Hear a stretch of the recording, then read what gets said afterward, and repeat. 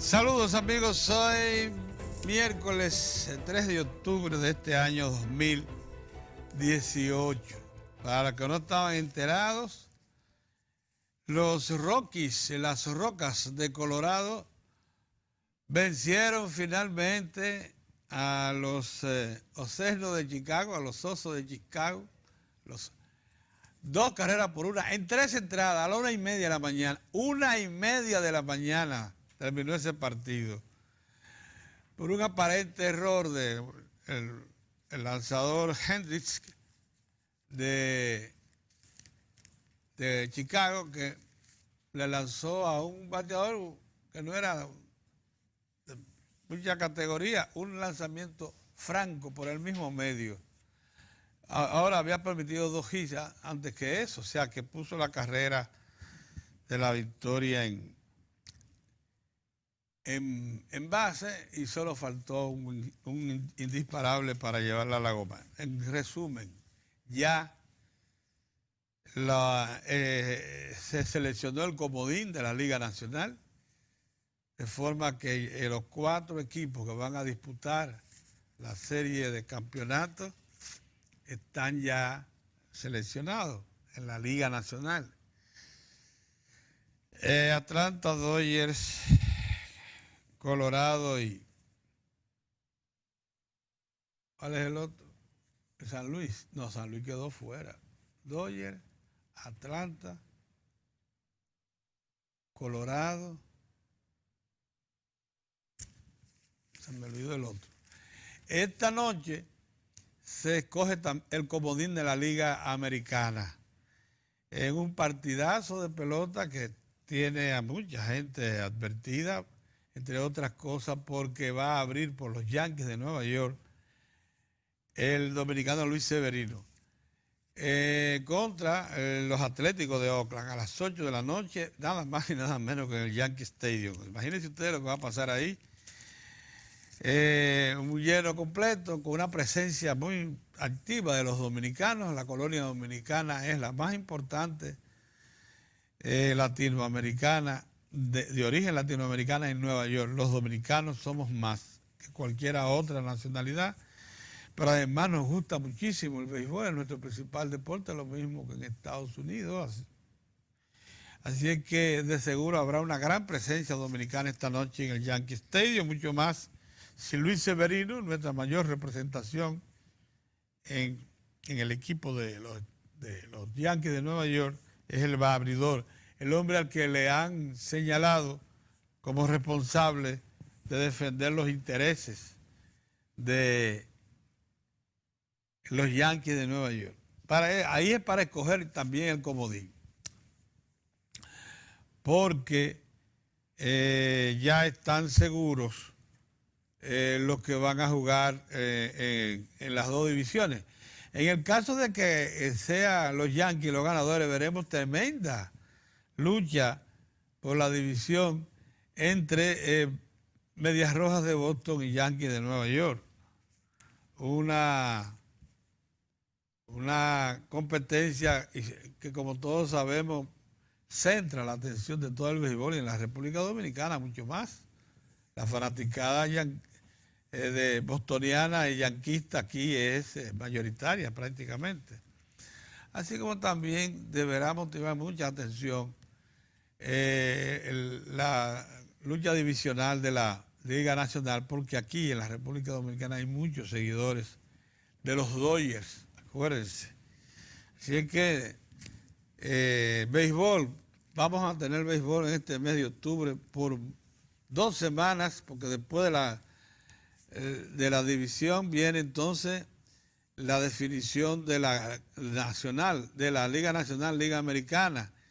Y cuando se definan esas 2 ligas, entonces viene la Serie Mundial. O sea que tenemos béisbol por casi lo que resta de mes de octubre, mes en el que también se inicia el béisbol invernal de la República Dominicana. Mucho béisbol. No obstante, si octubre ser el segundo año de los 12 en el que cae más agua en la República Dominicana, según los registros históricos. Octubre es el segundo mes del año en que se concentran más precipitaciones en la República Dominicana. Así ha sido histórico. A pesar de ello, es el mes del béisbol, que ustedes saben que se juega regularmente a campo abierto. Casi todos los estadios están abiertos. Aquí ninguno está cerrado. En los Estados Unidos muy poco, los demás casi todos están abiertos. Bien, estamos en línea, según parece, en las autoridades dominicanas con los intereses de los Estados Unidos por lo siguiente. Precisamente en el momento en que la embajadora de los Estados Unidos en El Salvador, que parece ser que es la líder de la región centroamericana y caribeña, porque esa es una política de profesión, la señora Jen Maynes, advierte que los Estados Unidos se mantienen alerta constantemente con sus embajadas en El Salvador, República Dominicana y Panamá por haber iniciado relaciones con la República Popular China sin la previa autorización del gobierno de los Estados Unidos. Así de simple. Dice ella que se mantienen en contacto directo con las embajadas y por varias vías, diariamente, siguiendo cada paso de los tres gobiernos que consideraron ellos, les sorprendieron cuando iniciaron relaciones con la República Popular China. En el caso dominicano, yo digo que, tomando muy en cuenta esto que dice la señora Mays, que aunque ella reconoce que cada país tiene el derecho de tomar sus propias decisiones y muchos países tienen relaciones con China, incluyendo los Estados Unidos, pero también los Estados Unidos tienen el derecho de analizar estas decisiones, dice ella. Que dice que es preocupante para los Estados Unidos y los términos en que estos y otros gobiernos han llegado a esos acuerdos políticos y económicos con China. Preocupante. Oiga usted, los acuerdos políticos y económicos con China. Ha llegado que en el caso de El Salvador, la decisión de aliarse con China se tomó por parte del Ejecutivo de Salvador Sánchez Serén con una falta total de transparencia, dice ella, calificando una decisión soberana del Poder Ejecutivo salvadoreño, que no hubo transparencia. Dado que se tomó en secreto con un pequeño grupo de personas en los meses finales del gobierno de Salvador Serén. Esas apreciaciones se da el lujo de hacerla la embajadora de los Estados Unidos en El Salvador, la señora Jen Maynes, sobre un asunto que es de soberanía absoluta de cada nación, para que sepamos cómo se bate el cobre todavía. Es más, la República Dominicana, probablemente en atención a esa observación que la señora Maynes confiesa que se mantiene diaria, hasta por videoconferencia, por llamada telefónica, por comunicación directa.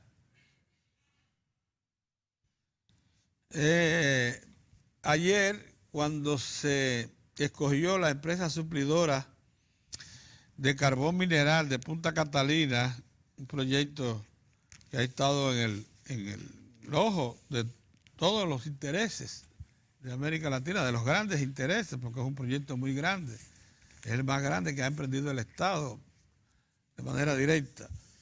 Se cogió a la empresa Skoll Energy norteamericana para suplir las primeras 460.000 toneladas métricas de carbón que se van a utilizar en el periodo de arranque de la primera de las dos unidades y también de la segunda, porque la compra de carbón definitiva para ambas plantas y el contrato que ya van a involucrar periodos más largos, se realizarán a mediados del año que viene. Estas son, y así se convocó, el concurso se convocó con esas especificaciones, estas son compras parciales únicamente para arrancar las 2 unidades. Y déjenme contarles, este contrato, el de suministro de carbón, es uno de los más ambicionados por todas las empresas productoras de carbón de cualquier parte del mundo. En el caso de la central de Punta Catalina, porque cada unidad de esta en plena producción va a consumir alrededor de 80.000 toneladas métricas de carbón. O sea,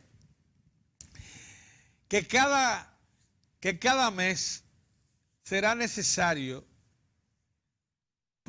importar nada más y nada menos que 160.000 toneladas métricas de carbón para suplir a plena capacidad la producción de la central Punta Catalina. Tengan una idea, esas son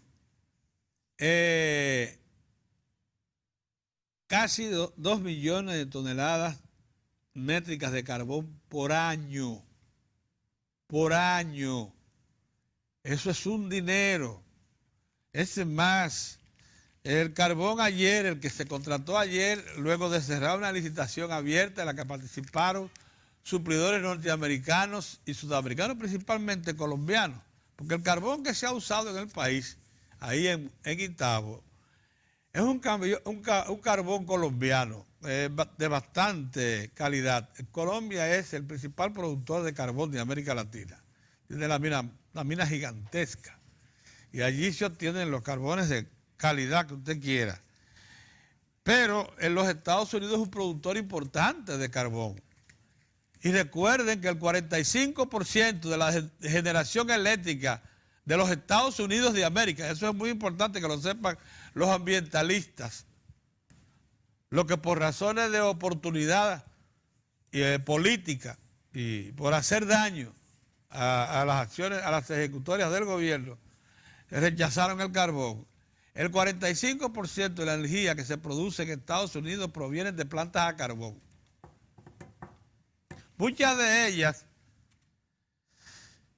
las originales, sin haber tomado plantas de antigua generación, que no tienen las prohibiciones que tiene Punta Catalina, que solo en los filtros, en el edificio para los filtros que capten los residuos de la quema del carbón, un carbón que va a ser inyectado a las calderas de ambas plantas, pulverizado ya, sin haber estado a exposición en ningún momento, porque del barco pasarán por una correa cubierta a un almacén también cubierto, que allí molerá el carbón que viene en piedras, ¿verdad? Y lo pasará por otra correa de transportadora a las calderas, también cubierto. O sea, nadie nunca va a ver el carbón de Punta Catalina. Bueno, el edificio de Punta Catalina para procesar después de la ceniza, los residuos, para captar todos los residuos que queden del proceso de molienda y quema del carbón mineral, costó 250 millones de dólares. Los filtros. 250 millones de dólares ahí metidos. Porque estaban claros los diseñadores de esta planta, que son precisamente empresas norteamericanas, General Electric, Babcock & Wilcox, la consultora principal del proyecto, todas son norteamericanas, que para que pudiera operar una planta moderna y cumpliera con los requisitos de instituciones financieras internacionales, sean estas multilaterales o privadas, y y Punta Catalina fue prevista que obtuviera crédito de entidades multilaterales y privadas. Es más, Punta Catalina se inicia con la firme promesa del Exim Bank de Estados Unidos de participar. Y en efecto, había comprometido 700 millones de dólares. Por eso hubo que diseñarla con los estándares de seguridad de los Estados Unidos precisamente y del Banco Mundial para que pudiera pasar la prueba de cualquier revisión técnica. Bueno, el edificio que procesa, porque es un edificio, se parece a una planta, a una central, que tiene instalados los filtros, a donde van a ir a parar ya los residuos finales de la quema del carbón. Le digo yo que parece una planta. Eso no lo ve usted en cualquier... Es más, por eso ya Punta Catalina está calificada por organismos internacionales y por el Banco Mundial como una central que reúne los condicionantes, que cumple plenamente con las regulaciones de esta institución. La causa por la cual los bancos europeos que aprobaron el préstamo de 550 millones de dólares para Punta Catalina suspendieron el desembolso cuando ya iba la mitad entregado al consorcio, que es el único crédito que comprometió el gobierno vía CDEE para Punta Catalina. Se suspendió porque de aquí fueron Enriquito de León, Fernando Peña y otros con recursos suficientes, por cierto, para contratar consultores internacionales de ambiente, o sea, usted puede encontrar lo que usted quiera. Y se presentaron a las asambleas de accionistas de los bancos Deutsche Bank y otros, el Crédit Agricole de Francia, de los bancos que celebraban asambleas. Ellos averiguaron la fecha junto con sus asesores que los financiaron, que no son más que los generadores privados dominicanos que querían impedir Punta Catalina, que todavía hacen ejercicio de descrédito, como ese que yo vi ayer de Bernardo Vega en su columna diciendo que Punta Catalina es un fracaso. Lo mismo que dijo Juan Bolívar Díaz, para que ustedes vean si Punta Catalina ha movido intereses en este país. Cuando usted ve a Eulogio Santaella exponerse como lo hace, un consultor de la familia Vicini, que lo ha sido toda la vida, un consultor y a Bernardo Vega apurar un juicio tan arriesgado como ese. Un juicio que puede quedar demeritado ahora, dentro de 3 meses, cuando Punta Catalina arranque y comience a entregar energía y después lo haga la primera unidad y después la haga la segunda unidad 3 meses después. Todas esas apreciaciones van a quedar anuladas, todas. Porque un fracaso es que usted no pueda arrancar un proyecto de esa categoría y que ese proyecto no tenga la repercusión que se espera de él. Pero ya Punta Catalina, sin haber entrado, generó contrato a 8 centavos de dólar el kilovatio hora, 950 megavatios, 930 megavatios. Producido con gas natural. Porque como Punta Catalina Carbón va a producir el kilovatio hora a máximo 3 centavos de dólar en planta, por lo que se le queda un amplio margen. Imagínense ustedes, la energía que compraron las 3 EDE del Estado, que se está supliendo, promedió 12.5 centavos y hubo, lógicamente, que agregar los costos de intermediación para venderlo a 16.5.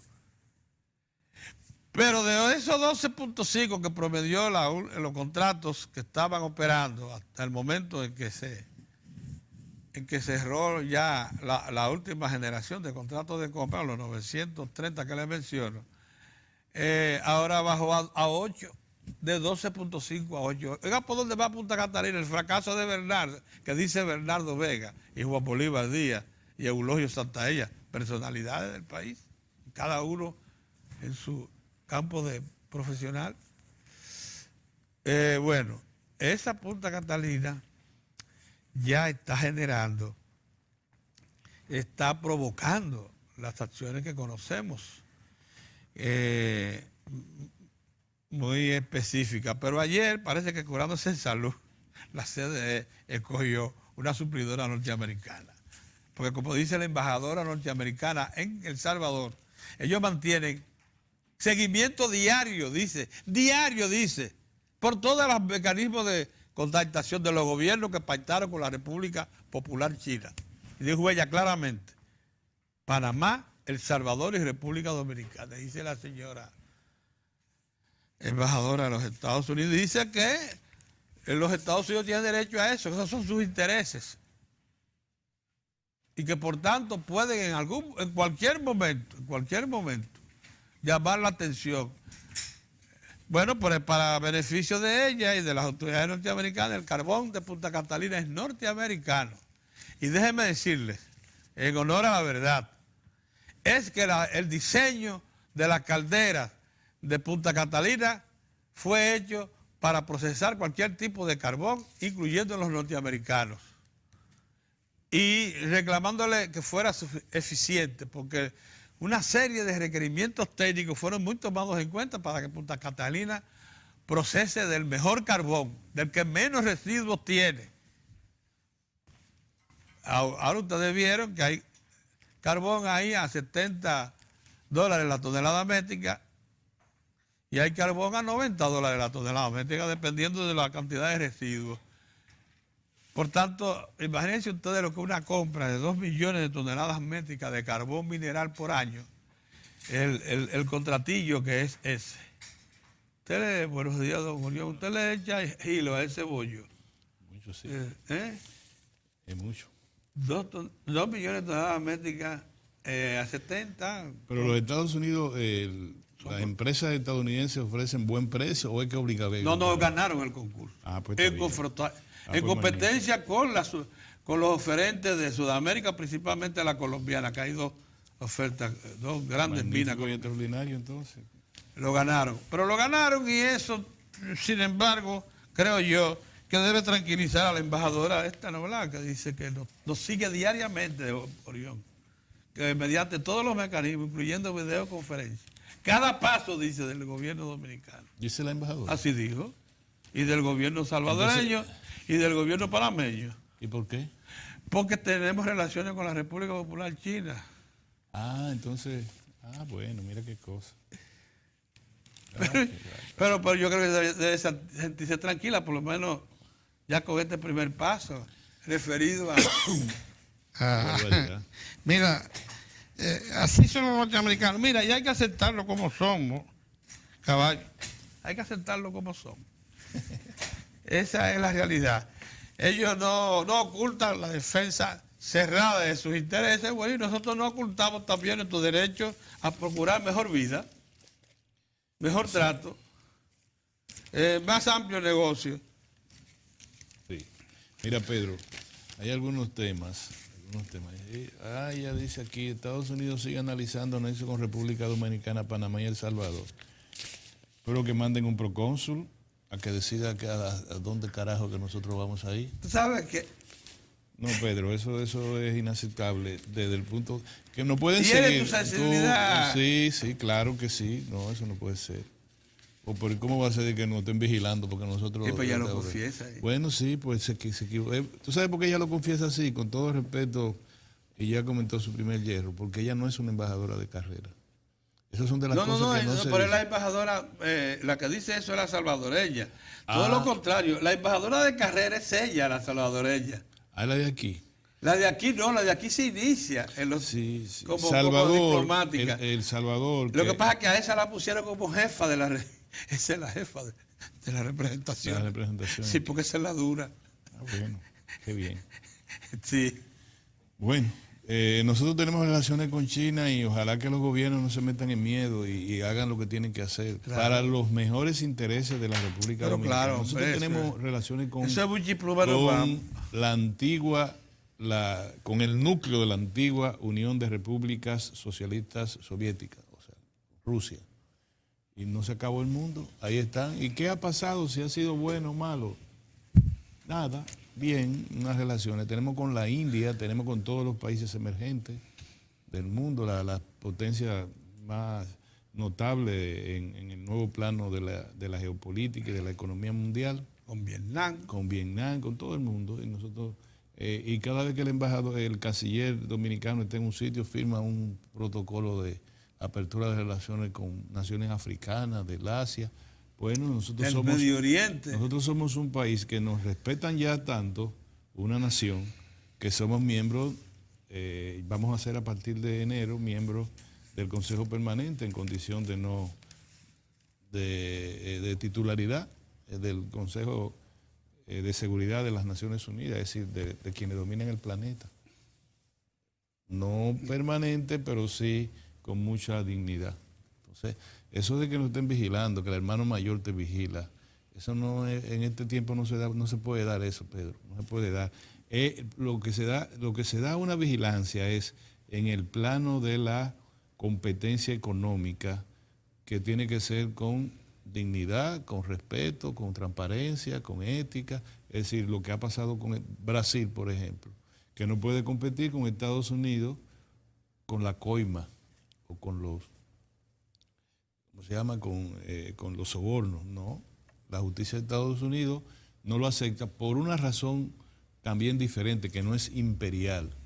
Es que todas las empresas más importantes del mundo convergen en un mismo sitio, en Wall Street, la bolsa de valores de los Estados Unidos.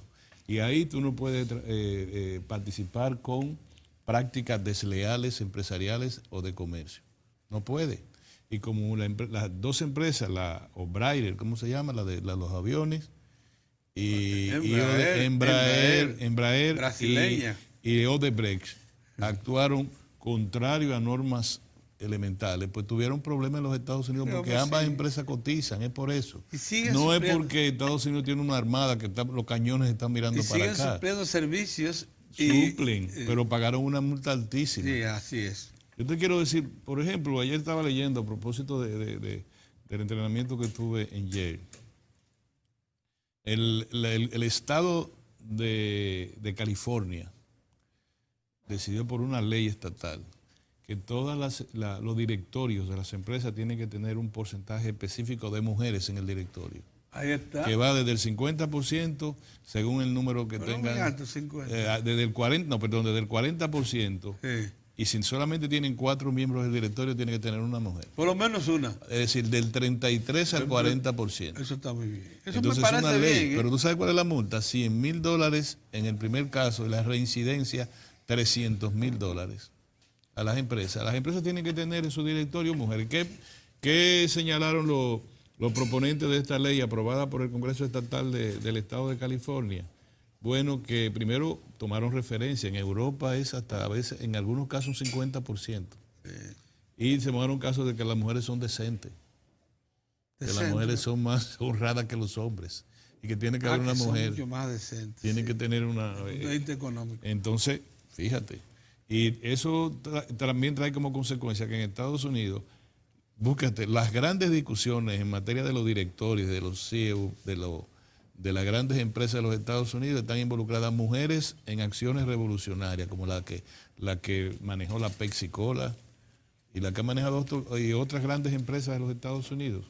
Bueno, ese es el mundo de hoy. El mundo de hoy es un mundo más complicado, Pedro, más complicado. Tú dices, es una acción imperial que los Estados Unidos nos estén vigilando respecto a China. A mí me parece que no es de carácter imperial, es de carácter económico, aunque ambas cosas. Es económico, por eso mencioné con oportunidad el resultado del concurso de ayer de la compra de Carlos. Es bueno que sepa que es verdad, no lo estoy diciendo por casualidad. Es verdad que había mucho interés y mucha atención en la sección de comercio de la Embajada Americana con respecto a ese concurso. Yo lo sé. Entonces, y los embajadores, nuestros embajadores también deberían estar así en Estados Unidos. Eso es legítimo, eso es defensa de intereses. En el caso de nosotros, que seamos un canal idóneo para las inversiones, que nuestros productos puedan colocarse. Nosotros tenemos en los Estados Unidos, Pedro, 2 millones de dominicanos y 800 millones de hispanos para unas exportaciones que se llaman étnicas o de nicho específico. Yo decía que en el juego de esta noche de Yankees y Oakland, que picha Severino, usted puede estar seguro que entre un día un 15% de los fanáticos que van a llenar el Yankee Stadium son dominicanos. Y va a ver la bandera flotando por muchos lugares del estadio. Sí, eso es verdad. Por cierto, pudiste estar despierto hasta las 1:30 de la mañana. No, lo dejé 1-0. No, pues quedó 2-1 y ganó. porque se empató y ganó. Yo quería que ganaran los Cubs. Yo también. Perdieron, bueno, y ahí está. Porque todavía me queda la reminiscencia de Sammy Sosa, con todo y que no quieren saber de Sosa. Y a mí del estadio, de Wrigley Field, cuando era solo vespertino. Óyeme, que es un estadio que yo fui a ese estadio y me sentí tan bien. ¿Tú fuiste a ese? Sí, yo los conocí, sí. Domingo de Aguajara, amigo tuyo, Dominguito, sí. me regaló yo le digo, Dominguito, yo quiero conocer el Wrigley Field en el 2000, es mi gran aspiración. Tú me puedes conseguir la boleta, contacto para yo adquirir boletas. Ya don Guy Moya me había puesto en contacto con una gerente de un hotel que nos consiguió la boleta en palco en el estadio de Boston a $300. Pagamos un amigo mío y yo para poder ver a Sammy, a Manny Ramírez, a David Ortiz, encima del dogado.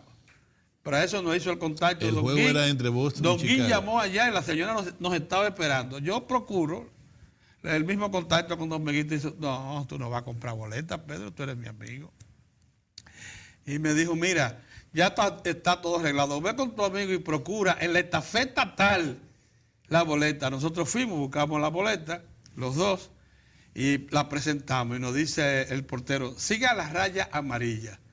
En el primer piso, nosotros seguimos. Entonces preguntamos en el segundo piso, ¿y dónde son estos asientos? Siga la raya amarilla, dijo el señor. Y cuando llegamos al tercer piso, el tipo dijo, pero sígala pero hasta el fondo. ¿Sabe dónde era la boleta? Parado. En el último. En el último. Pero parado.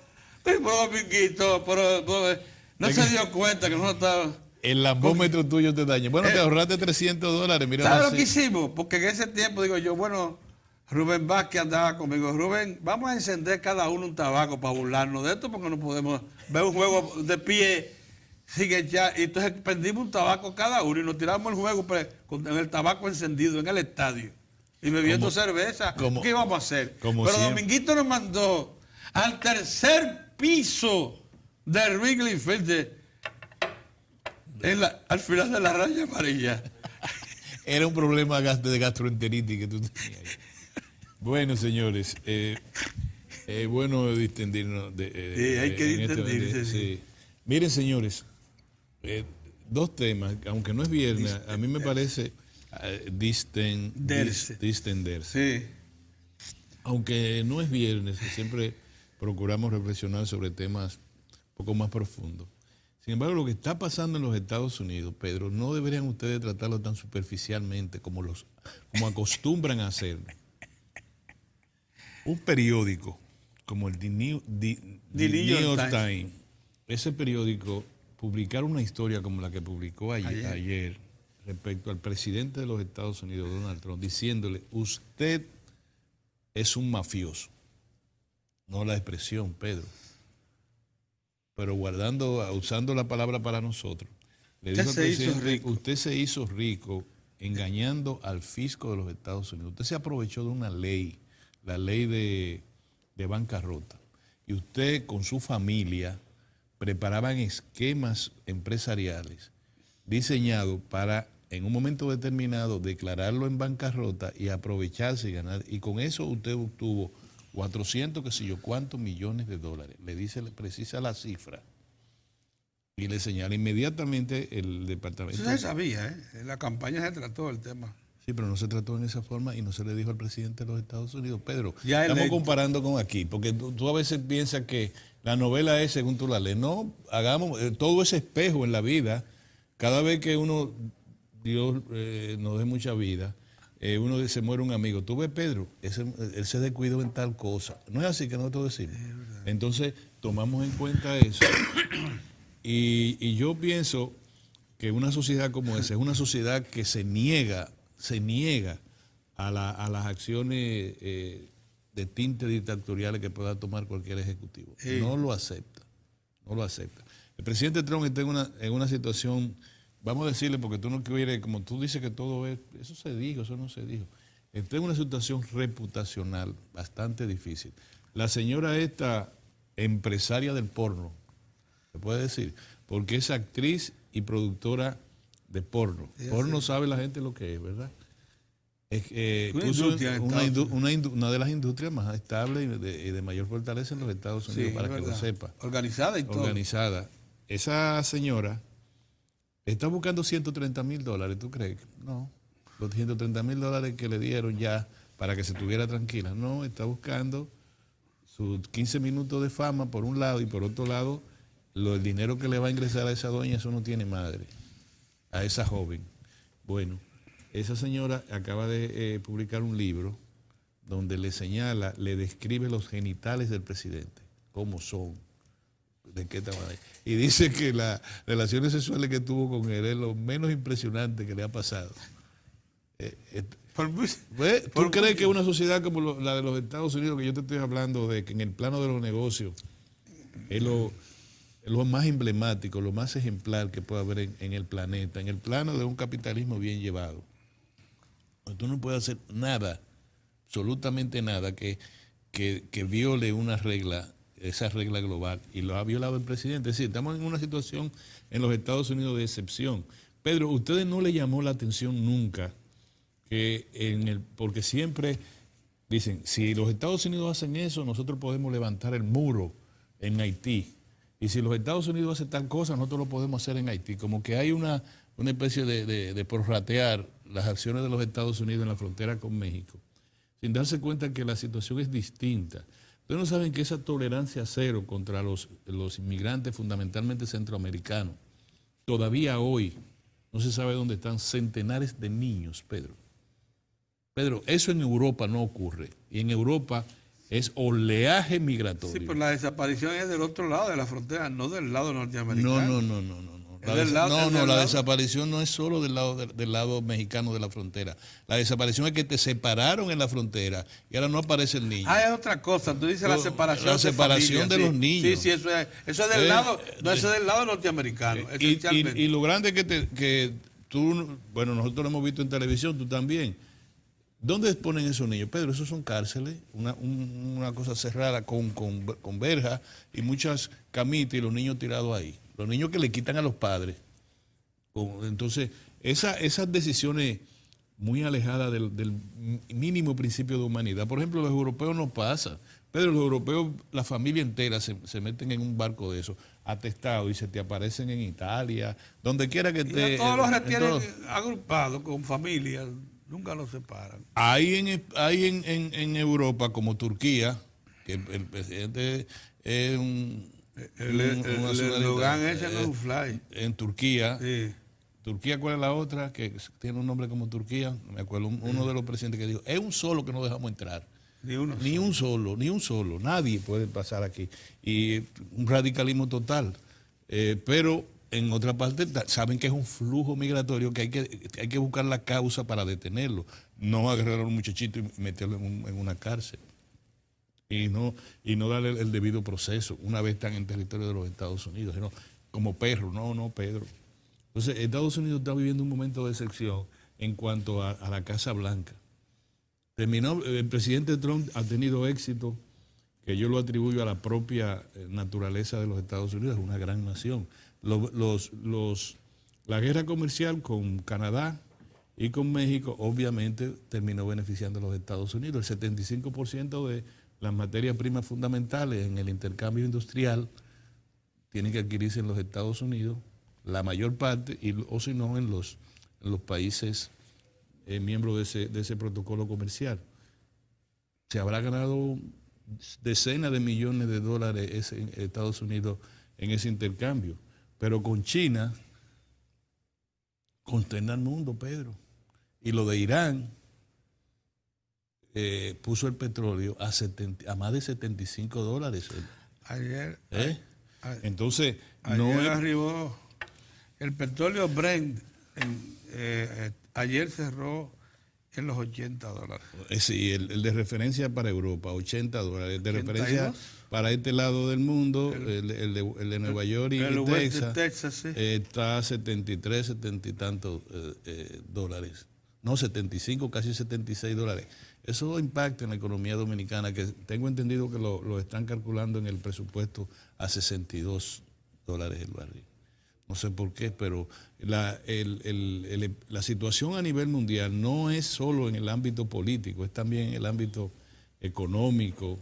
El caso de Irán es muy difícil, muy difícil. Y en sentido general, yo quiero llamar la atención sobre eso, es porque es una sociedad muy desde el punto de vista ético, su ética, no estoy diciendo, desde el punto de vista del cumplimiento de la ley, nosotros deberíamos siempre reflejarnos en los espejos de los Estados Unidos. De verdad, Pedro. Sí. Hay un empresario dominicano, si no tiene la ética de su familia, el Estado no le provee ética. Tú puedes ver si pudiste si pudiste lograr introducir mercancía sin pagar impuestos, tú lo haces. Si pudiste hacer tal cosa, tú lo haces. Si tú tienes práctica de leal de comercio, tú lo haces. Si tú rebajas un precio con la única finalidad de quebrar a tu competidor para luego subirlo, tú lo haces. Ahora, en Estados Unidos hay reglas y hay políticas de muchos años que tú no puedes hacer eso. Entonces aquí tenemos un empresariado que son gente, una buena parte de ellos de familia, que compite porque Dios es así. Pero no es porque te dicen, hay un empresario que se le condenó a 10 años de prisión, o hay un empresario que se le condenó a 4,000 salarios mínimos. No, las leyes dominicanas no son así. Las leyes fuertes en la República Dominicana generalmente vienen importadas, como la ley ahora, la nueva ley de lavado, de activos provenientes de actividades ilícitas, que tiene reguladores fuera del país, Pedro. De hecho, hoy el periódico El Día denuncia que los principales importadores y distribuidores de GLP tienen previsto hoy hacer una labor de bloqueo a la refinería dominicana de petróleo para ellos simplemente crear dificultades en la distribución, en la importación y distribución del GLP en el país, que incluso van a aparentar que la misma dificultad de los camiones, porque ellos lo que van a hacer es bloquear el ingreso a la refinería, lo van a hacer con la distribuidora de GLP del Este, para que se crea que el problema es común a las dos.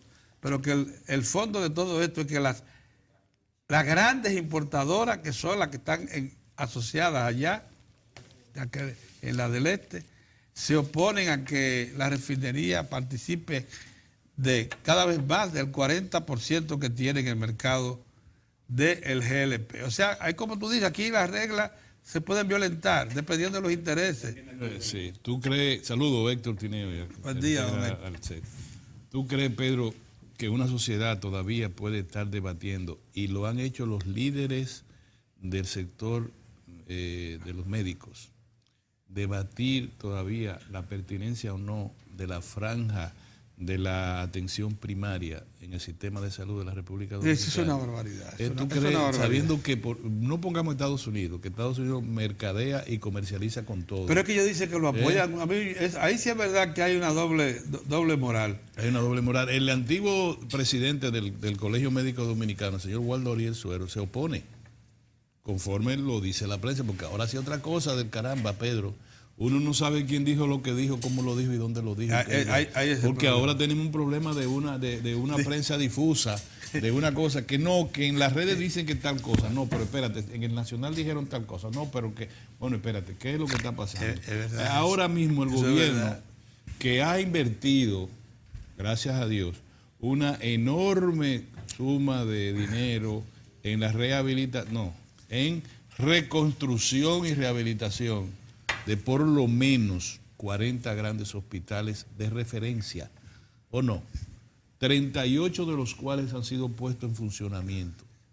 Y solamente las quejas son que en un techo del hospital Francisco Mocoso Puello hubo una tubería tapada y que en un hospital tal hubo también algo similar, falla de eso. Pero hay 38 en Neiva y en el Moscoso Puello, de 38 hospitales de referencia. De 54 que están intervenidos o construidos nuevos. Hay 38 puestos a disposición. Y se dijo, y nadie lo refutó, que la mayoría de esos hospitales datan sus edificaciones de la era de Trujillo. Desde la era de Trujillo. Por eso hubo algunos que hubo que derribarlos. Que no sirven para nada, como nos dijo aquí uno de los funcionarios del área. Entonces, después que está todo eso, después que se han equipado, miren, aquí hay ciudades hospitalarias. Yo quiero que ustedes, la única referencia, lo que pasa es que Pedro ha viajado más que Héctor y que yo, y tiene mayor experiencia de eso, pero la única parte en América Latina completo, en los países del tamaño del nuestro, no vamos a hablar ni Brasil ni Argentina, nada de eso, es en Costa Rica, donde había una ciudad hospitalaria infantil. Sí. Los primeros trasplantes se decían que los hospitales de Costa Rica estaban a la vanguardia en la investigación, en la qué sé yo cuánto, y en la atención a la niñez. Sí. Oye, eso. Incluso y nosotros, yo me acuerdo hace 30 años atrás, que yo era reportero del sector salud, el hospital, el departamento neonatal del hospital infantil Robert Rick Cabral, Pedro, te lo juro por mis hijas, las heces, ¿cómo que tú le dices? Los detritos. Los detritos humanos. Ahí estaba Julio, el doctor Mendoza. Rivera, Mendoza, el doctor Rivera, que vino a Estados Unidos de estar en la mejor vida como profesional del Hospital Infantil de Nueva York. Vino con esa actitud humanística y se encargó de eso y todavía está en eso. Eso era terrible, ver a los niños bajo peso en esas ergástulas. Hoy no es lo mismo, gracias a Dios. Ha cambiado. Ha cambiado notablemente, todavía puede mejorar mucho más todavía. Pero cuando nosotros le decimos, ¿qué vamos a hacer? Vamos a hacer que todos nosotros, por un dolor de cabeza, vamos a un hospital de referimiento, un hospital general. Nosotros tenemos ciudades hospitalarias. Ahora los que quieran ir a la zona norte, Santo Domingo Norte, la provincia de Santo Domingo hacia el lado norte, más hacia el lado norte, hay una ciudad hospitalaria, el Hospital Ney Arias Lora, el Hospital Pediátrico, el Hospital qué sé yo. ¿Y el hospital materno? El Hospital Materno Infantil. Y hay un ciudades hospital como el Juan Bosch en La Vega, traumatológico, que usted no tiene que venir como se tenía que venir del Cibao al Darío Contreras. Y tú ves ahora la ciudad hospitalaria del antiguo hospital, se llama el hospital que está aquí adelante. Ahora va a estar el hospital Secanó, el hospital de Gastro, el antiguo el hospital de quemado, el hospital de piel, el hospital de qué sé yo cuánto. El Luis Eduardo Aybar. Entonces tú me vas a decir todavía que por una razón, y mi hija es médico, por una razón de algún beneficio de los médicos, de la prestadora de servicios médicos, qué sé yo, vamos a tener a la población que va a ir directamente a un hospital de referimiento. O sea, no hay lo que el presidente Antonio Guzmán en aquella oportunidad puso ¿te acuerdas las clínicas esas? O sea, que hacían la labor de clínicas de hospitales de primera línea. En España tú no puedes ir a un hospital de referimiento si tú no estás referido por un hospital no puede llegar, no puede entrar. No va a llegar nunca, salvo caso de emergencia, no va a llegar. Entonces tú no puedes decir, yo voy al hospital, al Secanó, no, que yo vengo a tratarme, yo me siento un dolorcito aquí. Yo quiero que el médico especialista venga, no van a aceptar, pero no puede ser. Es decir, cuando un médico de familia en Cuba, la salud basa en la familia, un médico tiene 200 familias en una comunidad. Ese es el médico que sabe de qué te duele, por qué tú tienes uno de las sardinas colgantes tus genitales más grandes que otro. Él lo sabe. Todo. Y él, si te manda donde un urólogo, es él que te va a mandar donde un urólogo. No puede presentarse en un hospital cubano que me duele y aquí no. Es más, en Cuba las intervenciones mayores te la programan para 3, 4 y hasta 6 meses. Igualito que en España, igualito que en Estados Unidos, igualito. Finalmente, vamos a entregarle a Héctor con esta otra reflexión. A mí no me parece bien que el área corporativa de la prensa maneje el análisis del presupuesto nacional de manera innominada.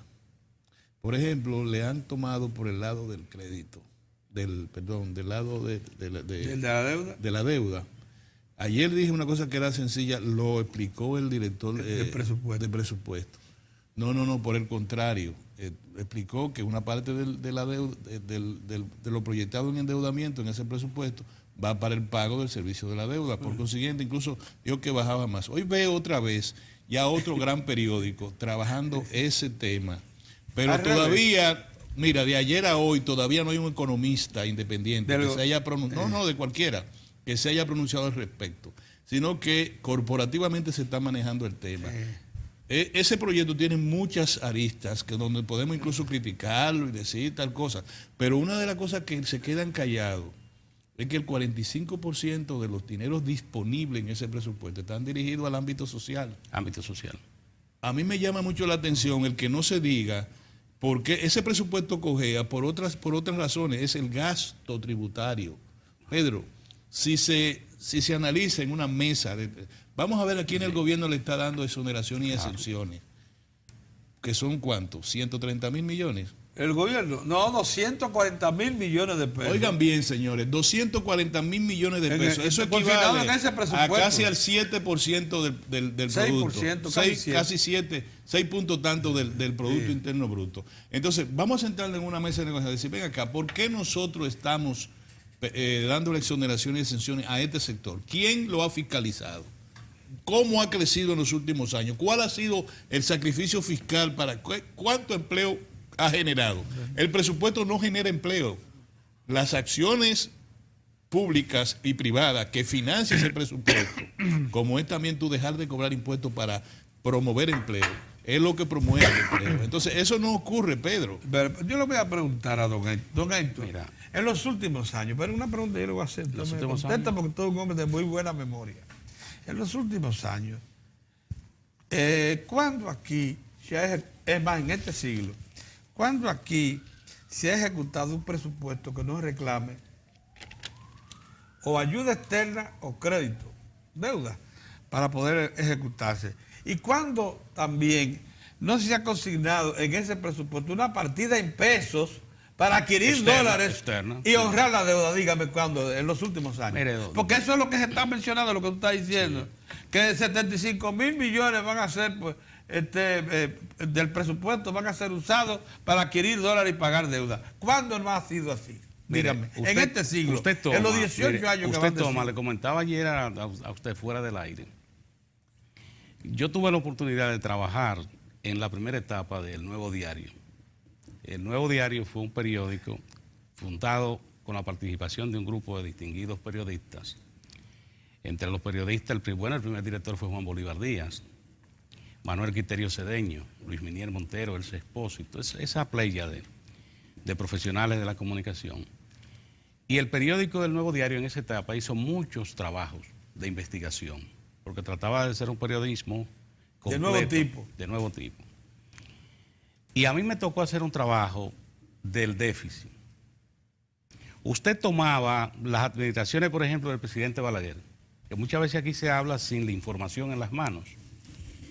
Y yo le voy a citar, le voy a poner ese ejemplo, por ejemplo, 12 años, que se le presenta muchas veces a algunos economistas, incluso hay uno ahora que era colorado y ahora no se sabe lo que es, porque todos los días sale con una cosa rara. Ustedes se ponen a ver el presupuesto y lo comparan con la ejecución. Y ustedes van a ver ahí, oiga, le estoy hablando porque tuve la oportunidad de estudiar de lo que le hablo. Y se van a encontrar que el déficit es histórico. Claro. Y tiene una explicación. Usted dice, ¿y por qué? ¿Y por qué es histórico? Ahí está la palabra que ha usado Orión, que tocó el gasto. El gasto. Ese gasto, que le han dicho así, no dicen exenciones. Sí. Sería bueno que se digan exenciones, porque así la gente lo entiende mejor. Es perdón de pago de impuestos a sectores empresariales. Pero cuando le dice gasto tributario... Pago de impuestos que están consignados en la ley. Cuando le dice gasto tributario, para el gran público, ¿cómo que eso resulta? No lo domina mucho. Ahora, si usted le dice exenciones es una palabra de más comprensión en el lenguaje general. Entonces, ustedes toman eso. En la República Dominicana es histórico. ¿Y usted sabe por qué? Porque la República Dominicana en el histórico también no ha tenido políticas que le aseguren al Estado recibir una proporción que se corresponda y que sea comprensible cuando usted la compara con el crecimiento de la economía. Una proporción de la riqueza Cuando nacional de cada año que vaya al Estado para... Eso es lo difícil. ¿Por qué en los 12 años de Balaguer el déficit, usted lo ve, es una nota resaltante? Bueno, el Estado prácticamente no tenía fuente. Las grandes fuentes, ¿en cuál?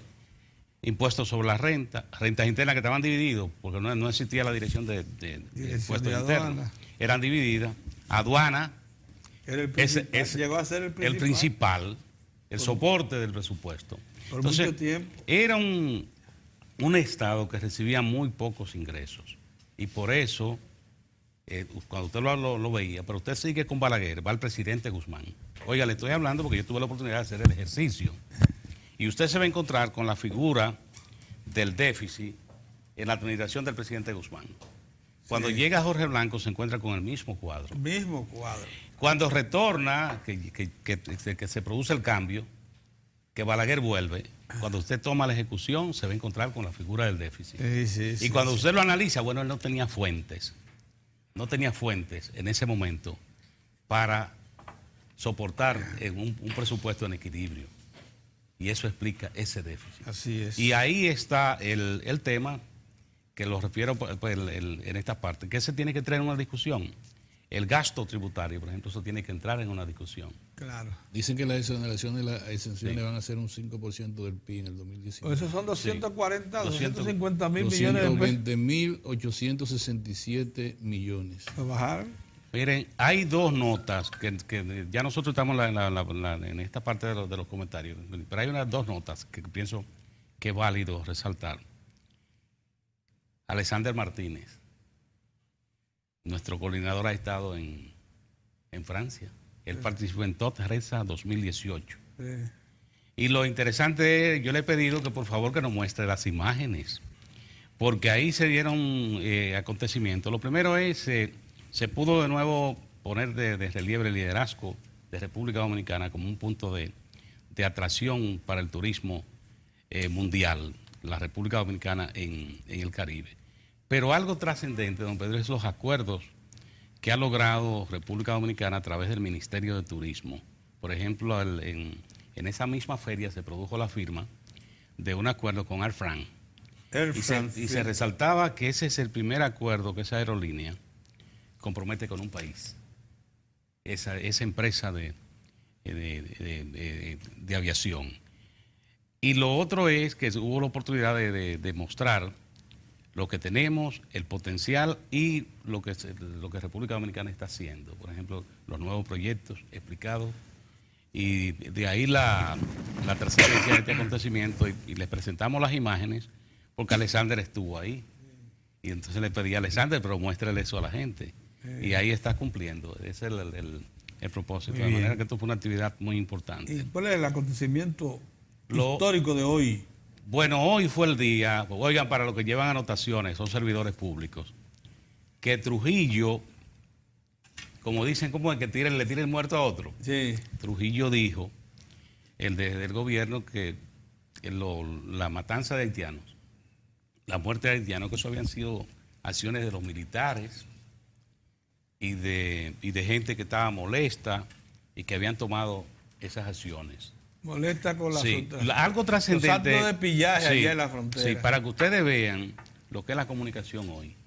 Todavía ese día 3, al día siguiente. ¿De qué año? 1937. 37. Al día siguiente de haberse iniciado ese proceso contra los haitianos que se localizaban en el territorio nacional, no había prensa local que reseñara esa información. No había aparecido en la prensa. Ni había información en el área. Todavía ningún medio, por ejemplo, en Estados Unidos, había dado una información. ¿Y la acción se inició qué día? El día 2. El día 2. Y el día 3 todavía no había reporte. No había información. Entonces, para que ustedes vean lo que es lo de la comunicación. Y otra cosa, don Pedro, es que en 1965 se produjeron manifestaciones en la capital reclamando que salieran las fuerzas interamericanas de paz, o sea, las fuerzas interventoras. Sí. Incluso muchas presiones para el presidente provisional.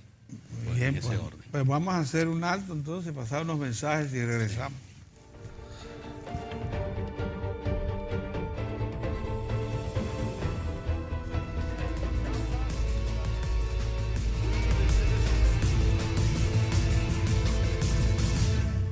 Los días pasan y nosotros nos mantenemos firmes para llevarles las informaciones como todos ustedes merecen.